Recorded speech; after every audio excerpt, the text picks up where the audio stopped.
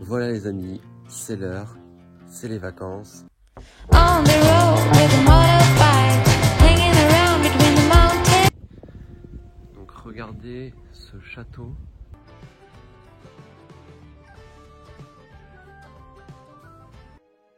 Donc comme vous pouvez voir, elle a une architecture très particulière. Bon bah voilà, cette première journée de road trip est terminée et donc à la nôtre. Bon bah les amis, c'est parti pour cette balade en barque. Ça commence déjà mal au débit. Enfin voilà, si jamais vous n'avez plus de nouvelles, eh bien écoutez, c'est peut-être que j'ai coulé dans l'eau. Hold my hand in the dark light. We're fighters, we won't surrender now. Je vais vous faire découvrir un petit peu ce cercle de pierre qui se trouve donc là-bas. Comme prévu, me voici sur le site mégalithique de Locmariaker.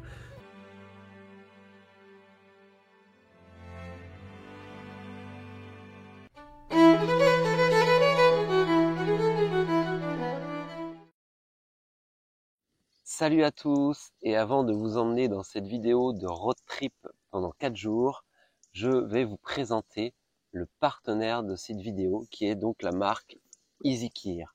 Et je vais vous présenter la caméra de chasse IG600, leur dernière caméra. Alors EasyKeer, c'est une marque en fait de caméras de chasse, de caméras de sécurité, mais également de projecteurs. Ils sont vraiment dans l'audio et la vidéo.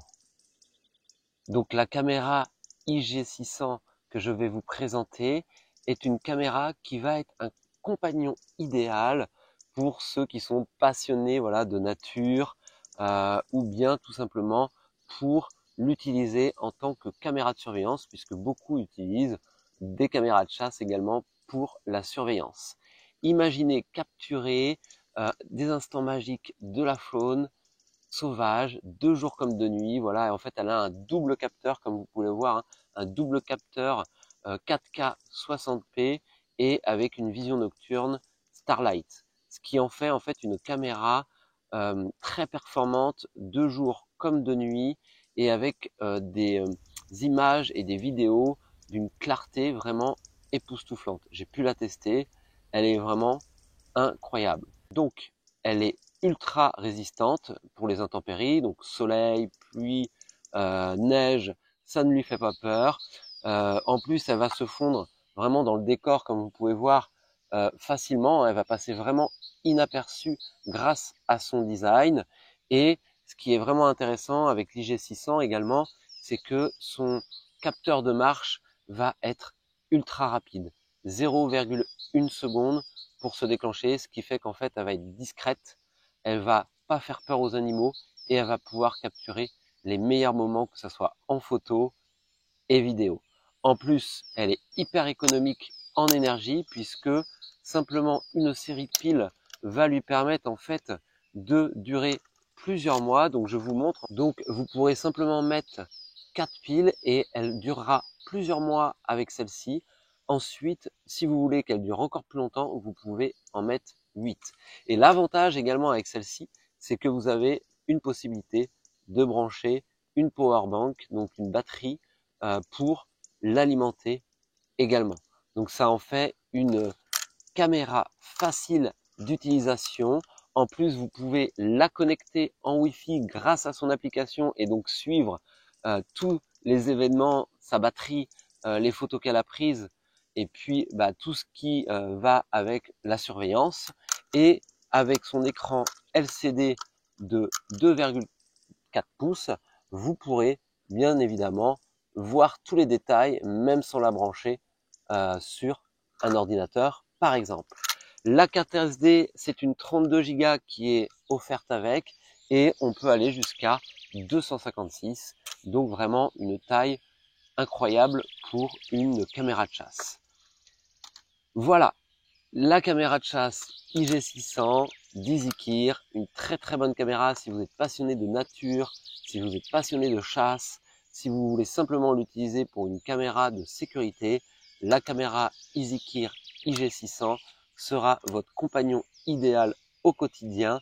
Donc n'hésitez pas de liker, de commenter, de vous abonner à leur page et je vous mets les descriptions des remises dans la vidéo YouTube et je vous laisse place maintenant à la vidéo de ce road trip. Allez, c'est parti.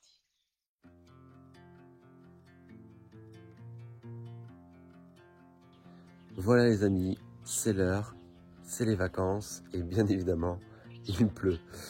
Bon, en tout cas, je vous emmène avec moi tout au long des vacances. Voilà, je vais vous faire visiter quelques lieux de légende, de folklore, voilà, avec des histoires, de châteaux hantés. Voilà, je vais vous emmener dans plusieurs petits lieux que je vais partager avec vous dans cette vidéo et pourquoi pas certains lieux aussi qui pourront être pour une enquête paranormale. Je ne sais pas encore si ça sera possible, mais voilà, ça permettra aussi de découvrir ces lieux avec vous.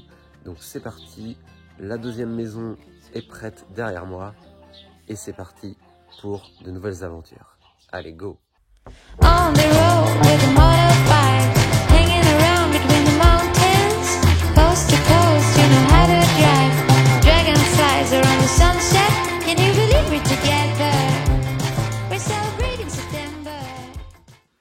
Bon les amis, arrivés sur le premier lieu, voilà, on va aller visiter en fait des ruines d'un château. Voilà, il y a toute une légende autour, une légende de la Dame Blanche. C'est chargé d'histoire, donc voilà, tout ça c'est en ruine. Mais je me dis que ça peut vraiment être très intéressant d'aller explorer ce château et puis pourquoi pas faire une enquête paranormale dans l'avenir si c'est possible. En tout cas, je vais vous emmener avec moi visiter ce lieu. Mais avant, on va se restaurer un peu et prendre des forces pour voilà, faire la randonnée parce qu'il y a pas mal de kilomètres à faire. Donc c'est parti, on va manger un petit peu et je vous emmène tout à l'heure dans cette exploration.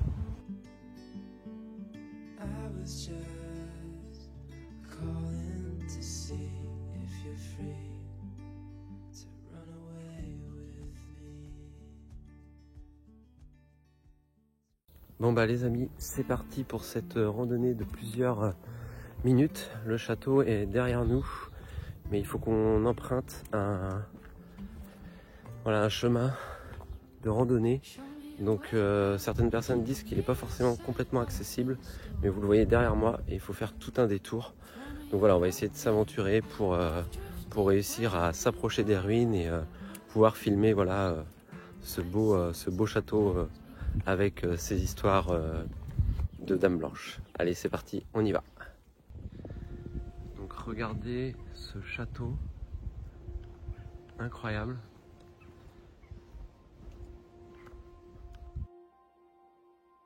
Datant du Moyen Âge, le château des Eygaslin est érigé au XIVe et XVIe siècle.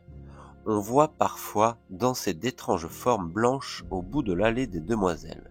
Elles sont 3, vêtues de robes couleur de lune et d'écharpes de brume. On les appelle les Dames Blanches. Bon, voilà, maintenant, après cette petite balade du château que nous n'avons pas pu accéder, nous allons nous rendre vers le menhir de la Bretelière. C'est le menhir le plus grand du Maine-et-Loire et vous allez voir, on va retrouver dessus une gravure vieille de 6500 ans. Je vous en dis pas plus, vous allez la découvrir avec moi. Allez, on y va, c'est parti. All my life been looking for it. I think I found something to help with easing the pain. This voice inside my head isn't dead. I think it's growing. Bon les amis, nous voici sur le chemin à emprunter pour se rendre au menhir. Vous voyez là-bas. Donc on va aller voir ce menhir le plus grand du Maine-et-Loire, comme je le disais tout à l'heure. Alors je suis jamais venu le voir celui-ci, mais il est vraiment très connu pour justement sa gravure, comme vous allez pouvoir la voir avec moi. Allez, on va s'y rendre.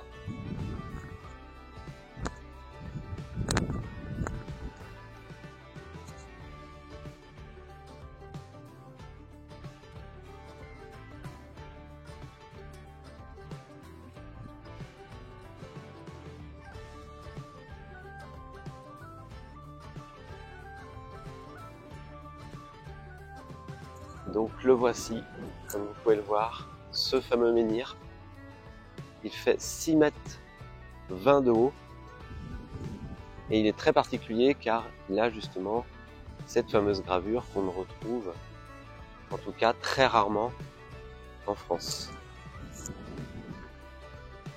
Donc comme vous pouvez voir, la gravure du serpent est ici, on la voit pratiquement plus malheureusement aujourd'hui, mais elle est ici, voilà, on descend, c'est le corps du serpent en fait. Et avant on pouvait vraiment voir toute la gravure, donc peut-être un culte à une certaine divinité, mais en tout cas ce menhir est incroyable et magnifique.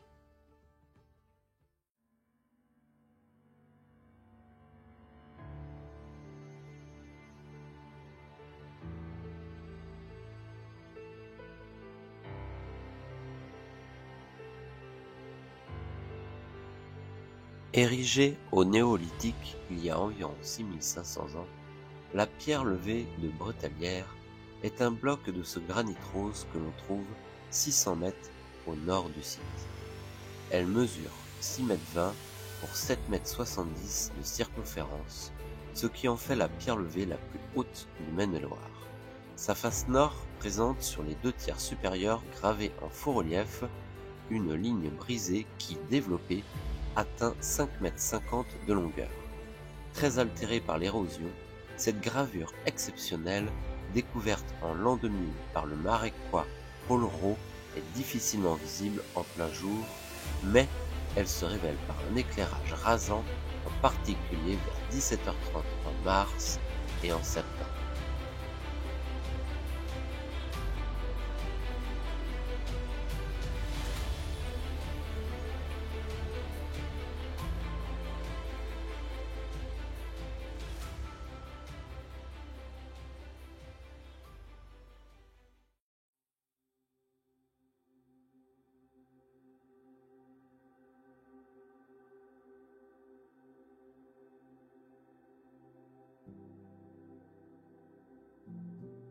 Donc les amis, nous voici à un endroit où il se trouve un menhir au bord de l'eau avec certaines ruines comme vous pouvez le voir.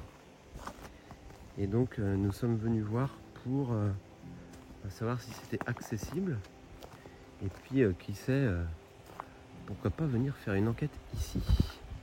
Qu'en pensez-vous? Ça pourrait peut-être être intéressant. Il y a l'eau, il y a une petite maison là-bas et donc on va s'y rendre pour voir si c'est possible d'y entrer. Regardez sur quoi je tombe. Je me suis fait peur tout seul. Un âne. 2. Coucou toi. Comment ça va?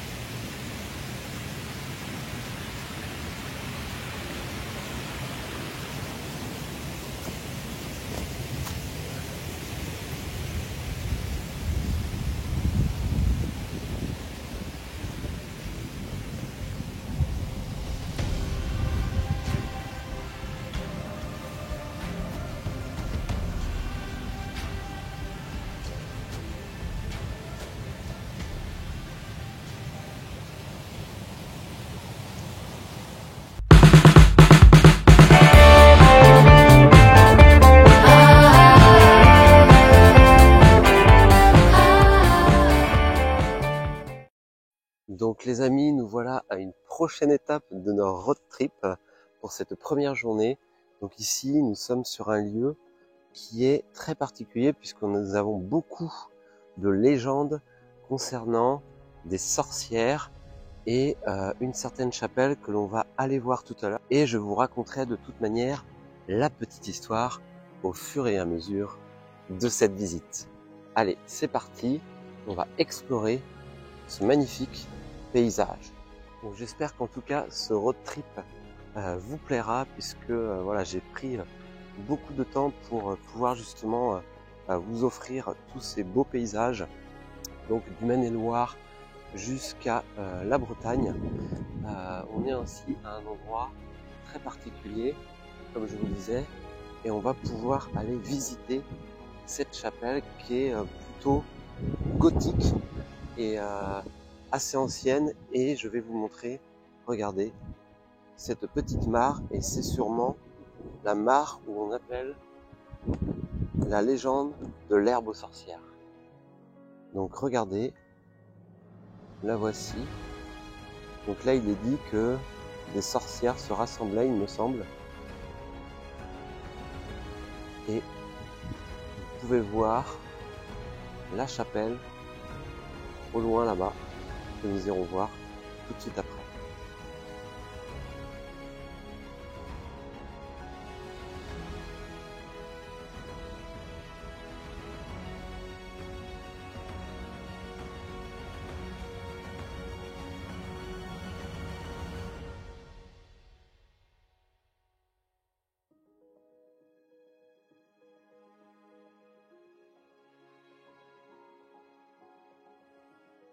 Donc regardez, on s'y approche. Donc, comme vous pouvez voir, elle est très particulière. J'espère qu'on va pouvoir rentrer dedans. Ce serait incroyable. Allez, on y va. Donc comme vous pouvez voir, elle a une architecture très particulière.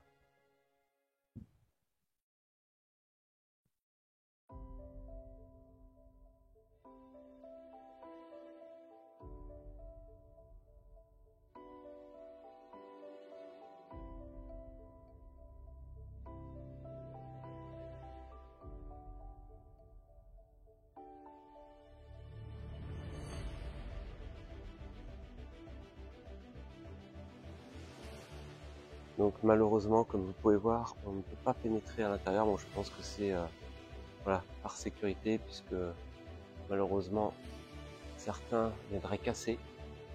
Mais regardez comme c'est magnifique.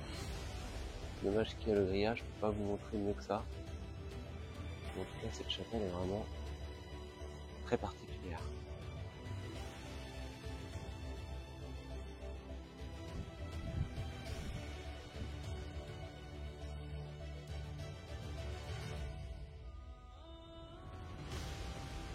Donc il faut savoir que l'histoire de cette chapelle, pourquoi elle a été érigée, c'est parce que en 1858, il y a eu malheureusement une grave épidémie et beaucoup d'enfants sont décédés. Je vais rentrer un peu plus dans les détails en description et je vous laisse place à son histoire.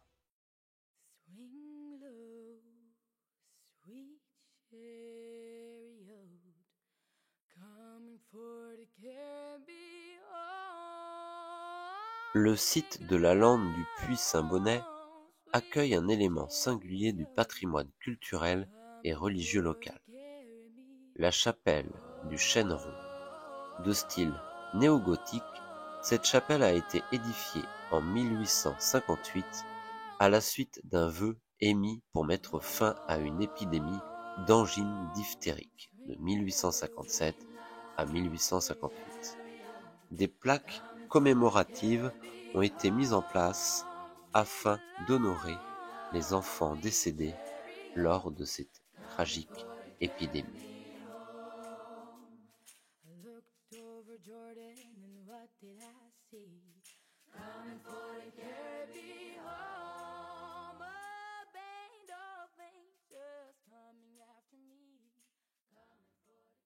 Donc voilà pour la petite balade de la chapelle. Donc voilà, c'est pas grand chose, mais je voulais vous la partager parce que c'est vraiment une chapelle atypique où il y a vraiment des légendes et des histoires. Et le but de ce road trip, voilà, c'est de vous partager voilà, quelques petites surprise au niveau des légendes et du folklore de ma région. Et je me suis dit, pourquoi pas s'arrêter à cette chapelle que je ne connaissais pas du tout et qui, comme vous pouvez le voir, est vraiment magnifique en architecture. Donc voilà, je voulais vous partager ça et eh bien, on va partir pour le lieu suivant, bien sûr, dans ce road trip de 4 jours. Allez, c'est parti. Bon les amis, nous voici ici pour le dernier, endroit de la journée que nous allons visiter. Donc il s'agit en fait d'une légende autour du diable, d'une planche, de quelqu'un qui est décédé. Enfin, on va aller voir tout ça. De toute manière, comme à chaque fois, je vous ferai un descriptif de toute cette légende. Et donc, il y a une chapelle, forcément, qui est liée, puisqu'il y avait le diable. Donc, on a construit une chapelle à cet endroit-là. Et on va s'y rendre, justement, pour aller voir ce dernier lieu de la journée. Et nous continuerons notre road trip en Bretagne par la suite. Allez, c'est parti. Donc comme vous pouvez voir, un petit chemin sympa. Alors en fait la chapelle se trouve carrément en pleine campagne. C'est vraiment un chemin on a fait 1 kilomètre à peu près pour arriver ici. Donc c'est vraiment perdu au fin fond de la campagne. Donc je pense qu'en fait c'est vraiment parce que l'histoire liée au diable a fait qu'ils ont voulu construire une chapelle un peu isolée des autres endroits. Donc on va s'y rendre, on va voir un petit peu comment c'est. Et je vois qu'en fait il y a des aménagements et tout. Donc voilà, c'est vraiment paisible en tout cas pour le moment. Alors plus on approche et plus on sent vraiment cet endroit est très très paisible. On a vraiment envie d'y rester. On est vraiment isolé. On voit qu'il y a eu des aménagements pour se détendre. Il y a une énergie vraiment je dirais d'enfants, de bonnes sœurs, très religieux. Je pense qu'il y a eu beaucoup de prières à cet endroit-là. Et c'est un endroit très très sympa pour y passer un peu de moments pour pourquoi pas se ressourcer. Donc là je vois qu'on approche de la chapelle, donc on va voir, j'espère qu'on peut rentrer dedans.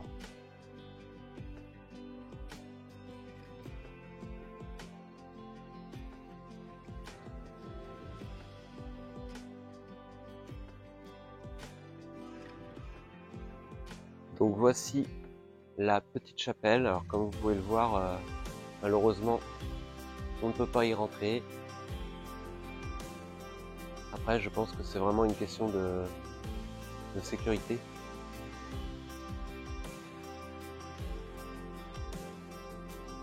Et on va faire un peu le tour, donc regarder un petit peu le parc qu'il y a autour.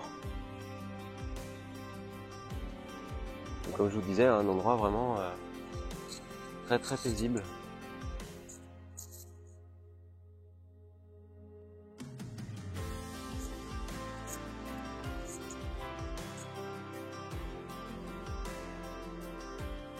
Voilà, la petite chapelle avec ses légendes. Et je vais vous laisser place justement à son histoire.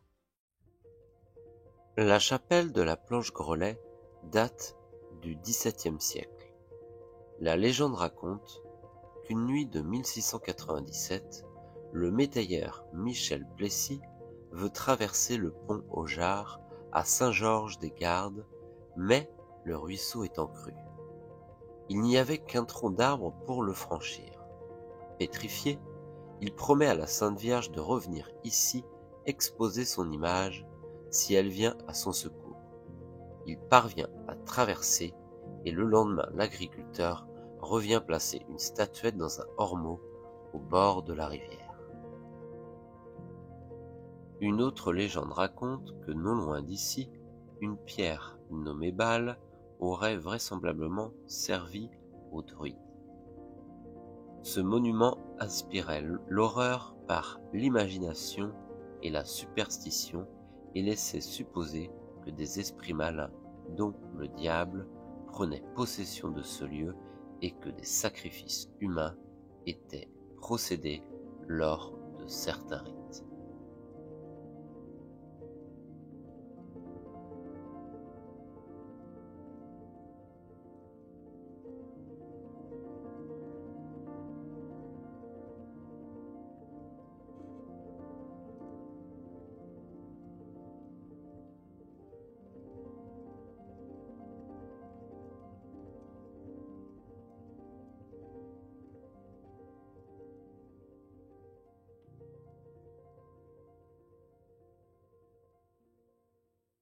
Bon les amis, voilà, c'est terminé pour cette première journée. J'espère qu'elle vous aura plu.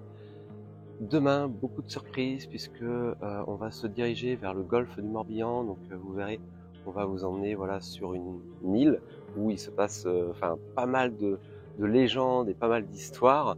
Donc j'ai hâte de pouvoir vous partager tout ça. Nous, on va voilà maintenant se poser tranquillement, prendre un petit apéro, manger et puis se reposer pour demain. Allez, c'est parti.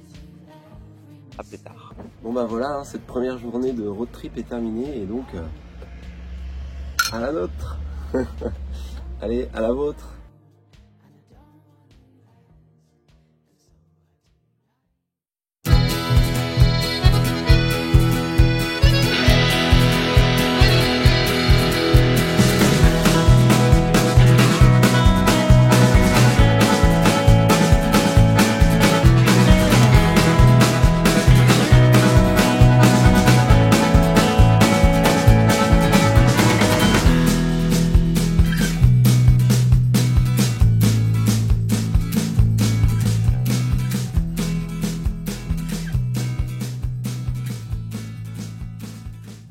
Voilà, c'est le deuxième jour du road trip. Après une bonne nuit de sommeil, on s'est dirigé tranquillement vers la Bretagne.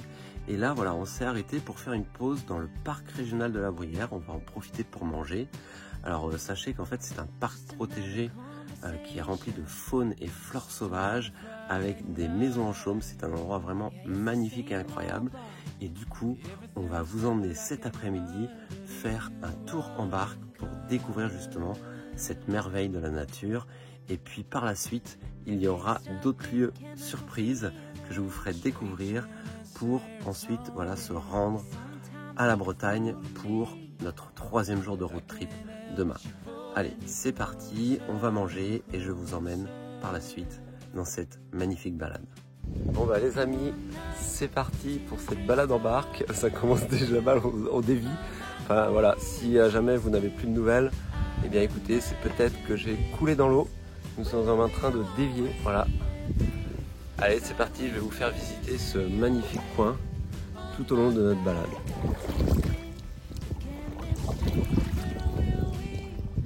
Regardez ce coin magnifique. Alors, on a même des chèvres sur... Voilà. C'est trop drôle. Voilà, c'est une petite balade à peu près de 2 heures.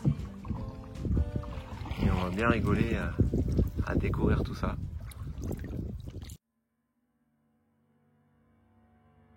La réserve naturelle régionale du Marais de Bruyères est une réserve naturelle régionale située en Pays de la Loire. Classée en 2012, elle occupe une surface de 836 hectares au sein de la Grande Bruyère. Le territoire de la réserve est dans le département de la Loire-Atlantique, sur les communes de Saint-Joachim et Saint-Malo de Garsac.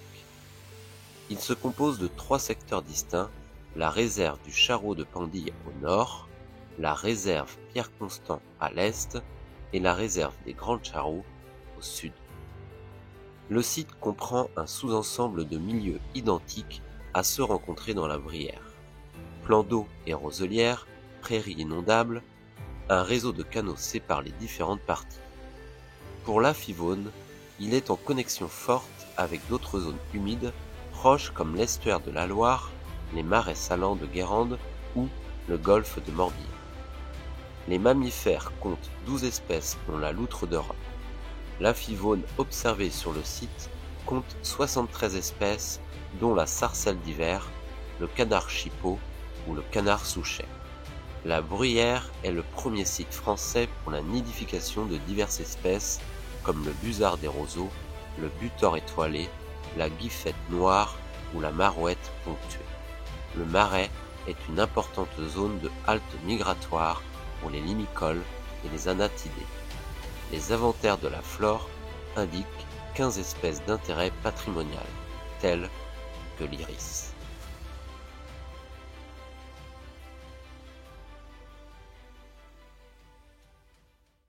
Bon bah voilà, nous avons dérivé contre un arbre, nous avons frôlé la catastrophe. Mais bon, nous allons réussir à nous en sortir.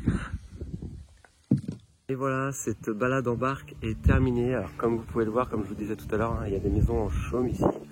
Cette balade était vraiment incroyable avec une faune, voilà, des hérons, des oiseaux qu'on ne voit pas partout.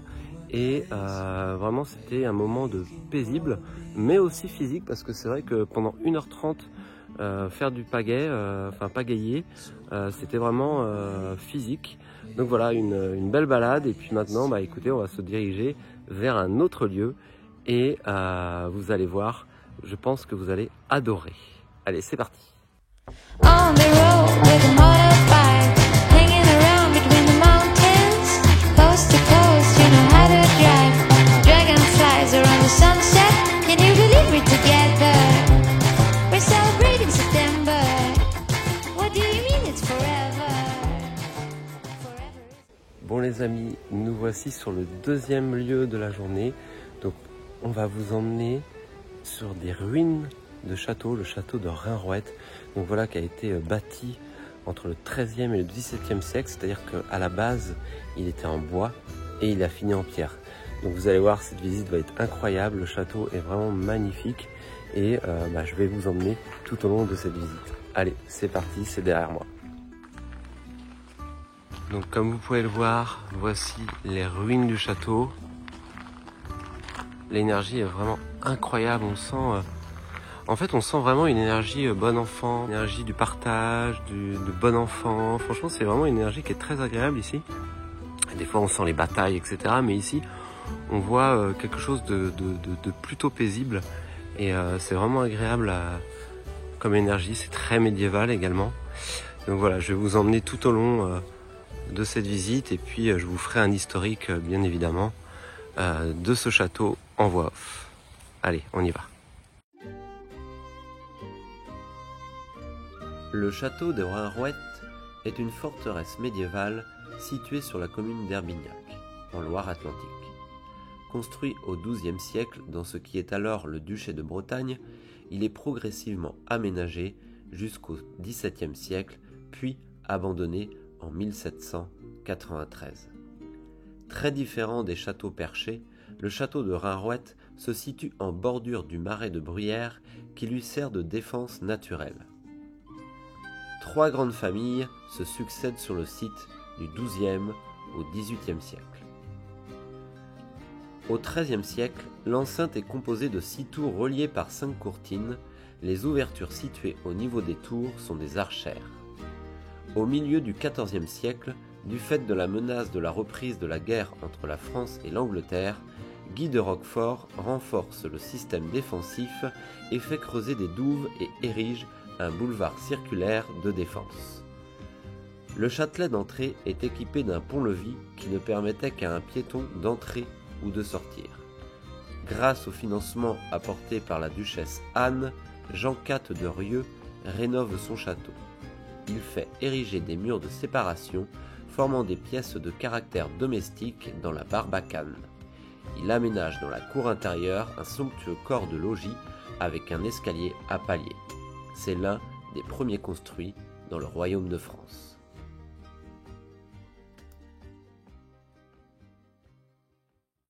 Bon les amis, voilà, le deuxième jour est terminé. On a passé beaucoup de temps au niveau du château également. Donc c'était une journée vraiment incroyable, on a eu un beau temps. Et puis regardez, on a trouvé vraiment un endroit génial pour dormir ce soir. Voilà, on est posé à côté d'une petite forêt, non loin de la ville, parce que demain, on va prendre un bateau. Je vous en dis pas plus, mais on est dans la région du golfe du Morbihan. Donc, je vous dis à demain pour de nouvelles aventures, pour ce 3e jour de road trip. Et nous, on va profiter un petit peu de la soirée et puis se reposer. Allez, à demain et à plus tard.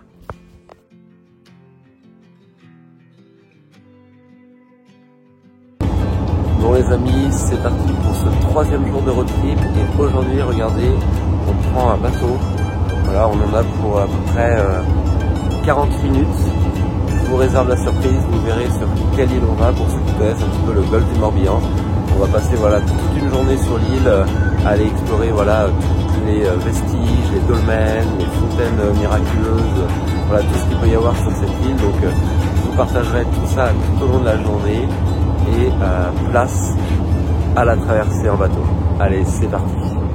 Hold my hand in the dark light. We're fighters, we won't surrender now. We know hard times come easy. We're feeding us with hope.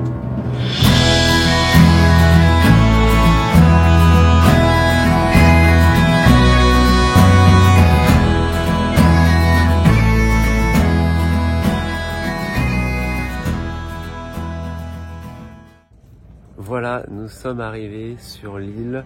Donc après une traversée de 40 minutes, nous voilà arrivés sur l'île aux Moines, donc une île très connue dans le golfe du Morbihan.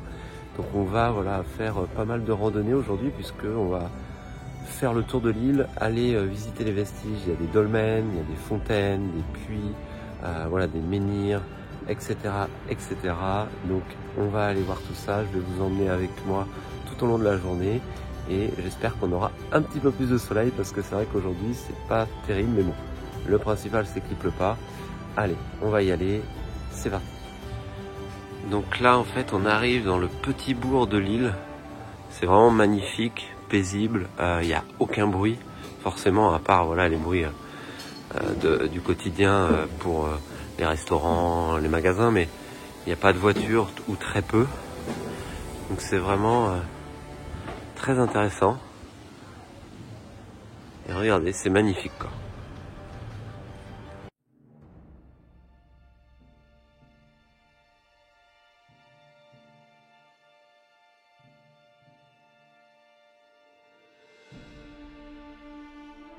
L'île aux Moines est située dans le golfe du Morbihan. Elle mesure 6 km de long sur 3,5 km de large pour une superficie de 310 hectares. Sa forme est celle d'une croix irrégulière.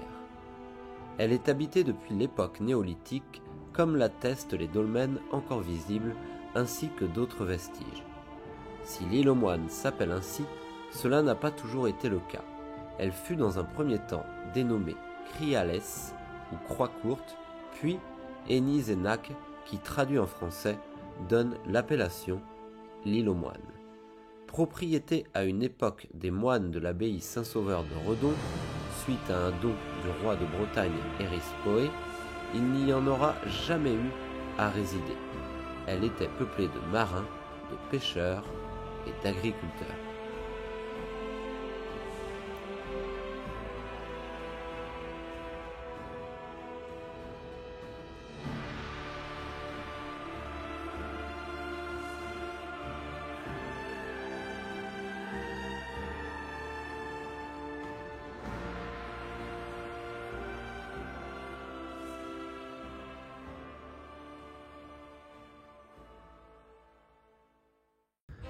Donc voilà ce qu'on peut voir sur l'île aux Moines.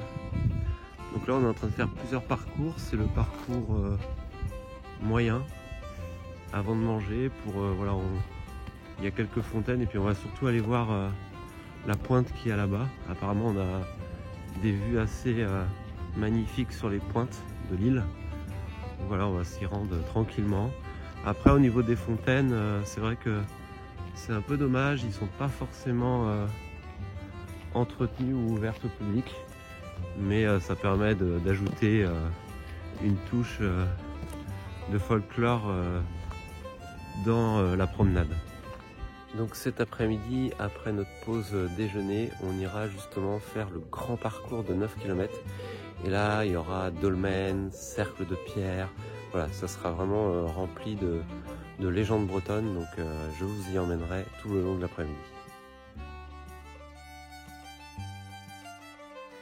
Bon les amis, voilà, on a fini de manger et c'est parti pour la randonnée de 9 km. Donc à peu près 1 heure aller-retour, non 2 heures aller-retour pardon.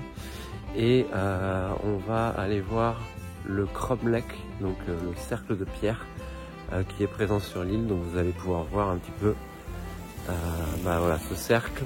Et par la suite il y a aussi un dolmen un peu plus loin et quelques fontaines et puits. Donc on va aller visiter tout ça tout au long de la journée et puis après on pourra reprendre le bateau vers 19h30. Donc voilà les amis, on est devant l'enceinte mégalithique de Kernogan. Donc c'est un cercle de pierre qui date à peu près de la moitié du 4e millénaire avant Jésus-Christ. Et c'est un cercle de pierre assez particulier comme on retrouve en Irlande et en Angleterre. Et il serait même en lien avec l'Ankou, donc qui représente la mort en Bretagne, très connu. Donc je vais vous faire découvrir un petit peu ce cercle de pierre qui se trouve donc là-bas.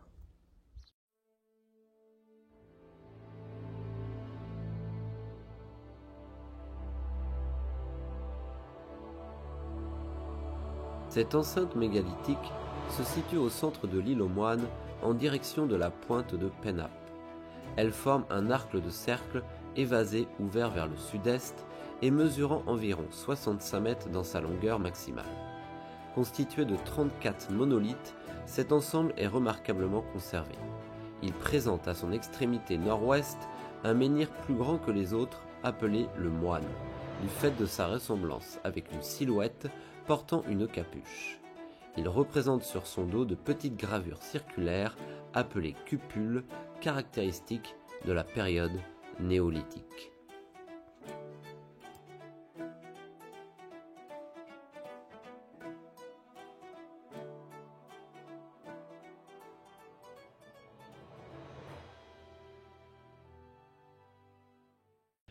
Et voici l'impressionnant dolmen de l'île aux Moines, le dolmen de Pennap. Donc ce dolmen fait partie des monuments les plus anciens de l'Europe de l'Ouest en fait, donc 3800-4300 avant Jésus-Christ. Et on retrouve en fait deux gravures, une à l'extérieur et une à l'intérieur sur la pierre que l'on voit là. Malheureusement, on ne peut pas y accéder puisque voilà, c'est pour le protéger. Et en fait, on retrouve deux gravures qui représentent une embarcation et un cachalot. On a longtemps cru que c'était des haches, mais en fait, les recherches poussées ont pu permettre de mieux comprendre ces dessins. Et voici le dolmen que je vais essayer de grossir un petit peu pour que vous puissiez voir encore. Donc voici un petit peu l'intérieur du dolmen.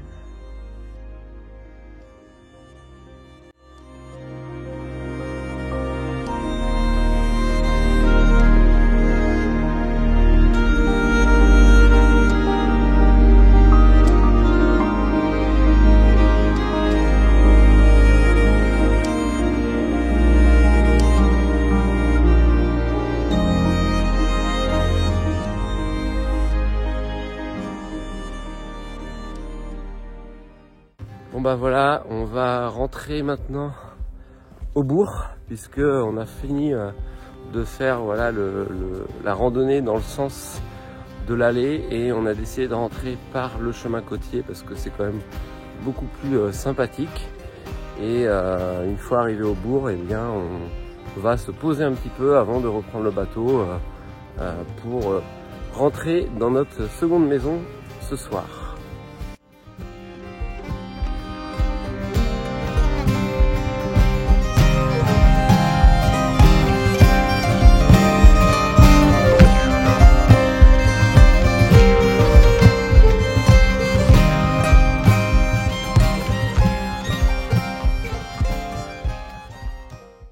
Donc là les amis, voici une des fontaines de l'île, puisqu'il y en a plusieurs.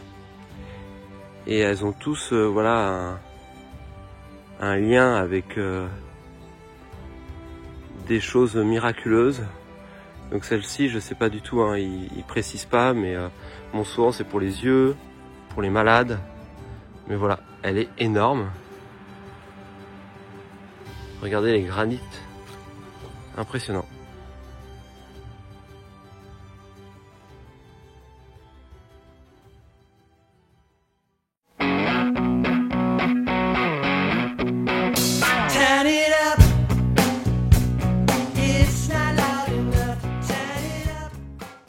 Bon voilà les amis, le 3e jour de road trip est terminé. Nous venons de revenir de cette balade incroyable sur l'île de Moine. Voilà, on a marché 17 km, imaginez, 17 km, c'est pas un truc que je fais tous les jours. Donc voilà, c'était vraiment une très bonne balade. On va maintenant voilà, se poser, bien se reposer, puisque demain c'est reparti pour le dernier jour. Et puis on va vous emmener sur un site mégalithique incroyable, vous verrez. Puis on ira peut-être voir d'autres choses. En tout cas, on est vraiment à un endroit de la Bretagne où c'est chargé d'histoire et de sites comme celui-ci. Donc je vous dis eh bien à demain.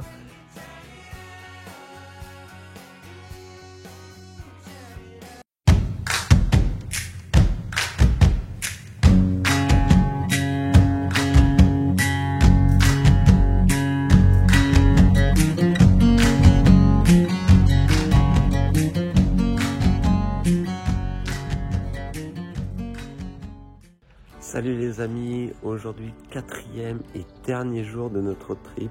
Alors je me trouve à Locmaria-Cair, donc on est sur un lieu rempli de sites mégalithiques. Et aujourd'hui on va passer voilà, notre journée dans ce coin de la région pour visiter voilà, différents sites mégalithiques, puisque je suis quelqu'un qui adore tout ce qui est dolmen, cairn, etc. pour ceux qui me connaissent. Donc voilà, je vais vous emmener aujourd'hui tout au long de cette journée visiter voilà, des dolmens, des cairns, des sites mégalithiques. Et ce soir, on va essayer d'aller à un fest-noz pour terminer ce road trip de 4 jours. Et puis on rentrera tranquillement demain dans la journée. Donc c'est parti, je vous emmène dans cette nouvelle journée de road trip.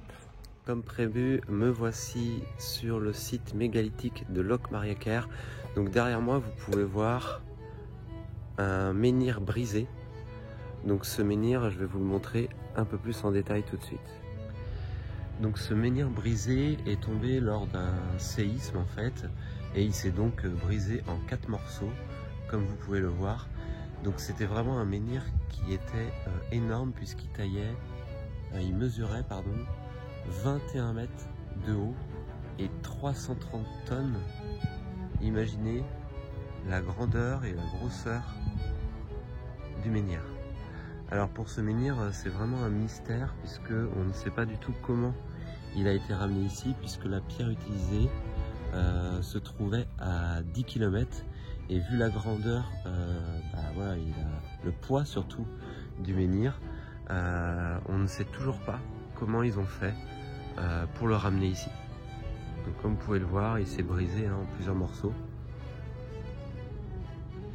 Et les petits tas de pierres que vous pouvez voir un petit peu partout ici représentent en fait des anciens menhirs, puisqu'il y avait un alignement d'environ 19 menhirs. Donc en fait c'est pour les représenter, puisque ce sont des menhirs qui sont tombés et qui ont été dans la majorité des cas réutilisés sur d'autres sites ou pour les autres endroits de ce lieu. Donc sur ce menhir, on retrouve d'ailleurs une gravure qui représente une baleine. On a longtemps cru que c'était une hache ou un outil, mais aujourd'hui on sait que c'est une baleine par rapport aux recherches qui ont pu être faites par rapport à d'autres sites. Donc maintenant on va se rendre dans le cairn. Alors on va pouvoir rentrer dedans, donc trop bien. On va pouvoir aller voir justement certaines gravures. Donc le cairn, c'était voilà, une chambre funéraire commune qui a été voilà, au fur et à mesure évoluée. Et puis vous allez retrouver en fait des pierres non cimentées, en fait un tas de pierres comme vous allez pouvoir le voir, et on va découvrir ensemble ce cairn. Donc c'est vrai que j'ai pas spécifié non plus, on est sur un site néolithique, donc de environ 4300 ans avant Jésus-Christ. Donc voici le cairn. Allez, nous allons pouvoir rentrer et visiter le cairn.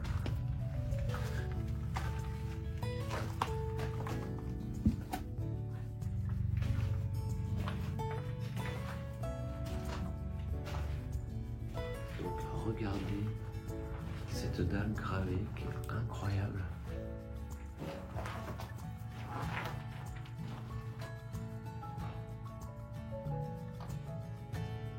l'ambiance est très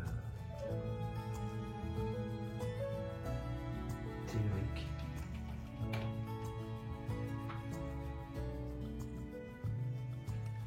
C'est magnifique. Donc quelque chose d'intéressant à savoir, c'est qu'en fait les cairns à la base sont des dolmens qui ont été avec le temps construits et remis en cairn, donc complètement fermés par justement des pierres comme vous voyez derrière moi. Donc à la base c'est complètement un dolmen et c'est pour ça que on en retrouve beaucoup dans cette région de dolmen et beaucoup de cairns aussi, puisque par la suite justement ils ont été construits de cette manière. Et donc maintenant on va se rendre sur le troisième lieu de ce site qui est en fin de compte un tumulus. Alors il a été longtemps laissé de côté au niveau des recherches, donc c'est pour ça qu'on n'a pas beaucoup d'infos dessus. Ce que l'on sait c'est que c'était un énorme tumulus de 140 mètres et un tumulus en fait c'est là où on enterre une seule personne, donc quelqu'un d'important. On ne sait pas du tout qui est-ce qui a été enterré ici, mais on a retrouvé des colliers, des objets de valeur en fait, et la taille du tumulus montre en fait le nombre d'années, le nombre selon l'époque en fait qu'il a été prié et honoré. Donc celui-ci faisait 140 mètres de long, donc on va aller le voir. Donc là vous pouvez l'apercevoir, hein, il est tout ici. Et il continue jusque là-bas, on va aller voir un petit peu plus loin là-bas. Donc on arrive là où il a été enterré, donc en fait la dalle, la grosse dalle que vous voyez là-bas, en fait la personne a été enterrée à cet endroit précis. Donc on n'a pas retrouvé d'ossements, parce qu'il faut savoir qu'en fait en Bretagne on ne retrouve jamais d'ossements parce qu'en fait on a une terre et des roches très argileuses et acides, ce qui fait qu'en fait ça détruit les ossements. Donc on retrouve très rarement des ossements en Bretagne. Donc c'est ce qui fait qu'on ne peut pas non plus faire de recherche vraiment particulière. Donc voilà le fameux tumulus et la dalle où la personne a été enterrée. Donc, vous voyez, c'est vraiment des pierres et de la terre, et cela faisait 140 mètres de long, donc beaucoup plus grand qu'un terrain de football par exemple.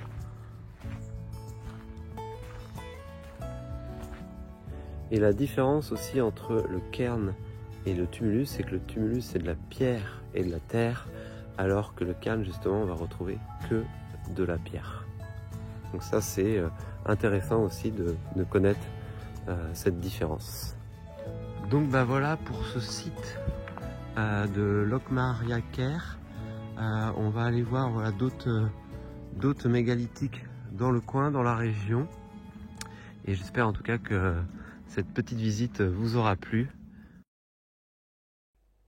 Situé à 30 km à l'ouest de Vannes, le site des mégalithes de Locmaria-Caire s'érige au cœur d'une nature préservée. Là, 3 monuments emblématiques règnent majestueusement, dont le grand menhir brisé. C'est la plus grande stèle jamais érigée par l'homme à cette époque. À quelques pas, le tumulus d'Ergrae, le dolmen de la table des marchands sont de véritables pépites archéologiques. Ornée de 2 magnifiques dalles dorées, la table des marchands fait partie des tombes à couloirs et offre, tout comme le tumulus d'Ergra, un aperçu des rites funéraires au temps du néolithique. La visite de ce site d'exception vient compléter les majestueux alignements de Carnac et rappelle que la beauté du Morbihan tient aussi à ses bijoux mégalithiques.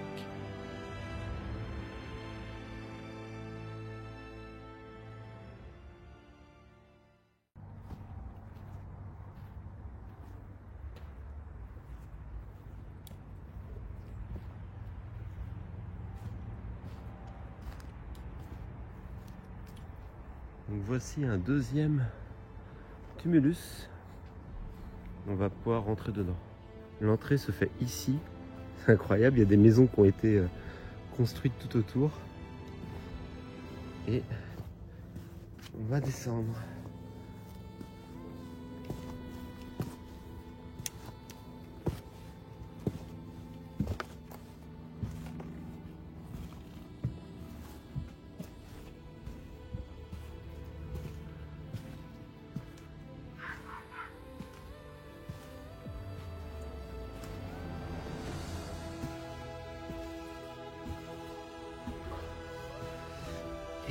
Nous y voilà. Et à chaque fois quand on rentre, c'est assez impressionnant. Il y a vraiment une énergie très liée à la mort et tellurique. Mais regardez, je sais pas si vous allez voir parce que j'ai pas ma lampe avec moi, mais il y a également des gravures ici en fait, qui doivent correspondre en fait au tumulus. Donc, désolé pour la lumière. Et voilà.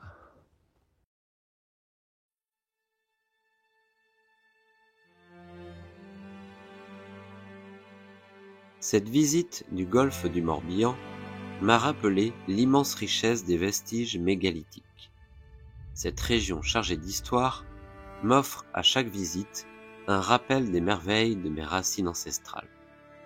Cette balade m'a fait prendre conscience de l'importance des mégalithes dans l'histoire et le folklore de la Bretagne. Ces traditions, encore vivantes aujourd'hui, continuent de nourrir cette magnifique région.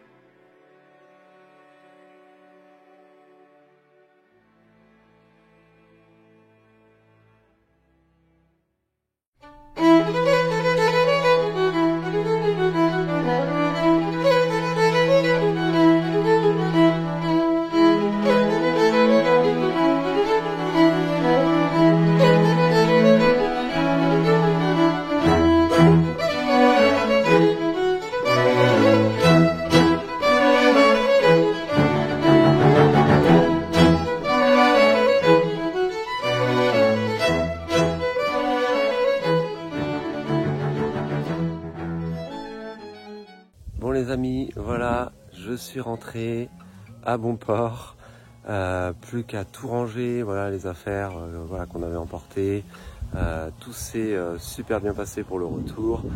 Maintenant on va se reposer un peu de ces 4 jours voilà, de road trip. J'espère en tout cas que cette vidéo et ce voyage à mes côtés vous aura plu.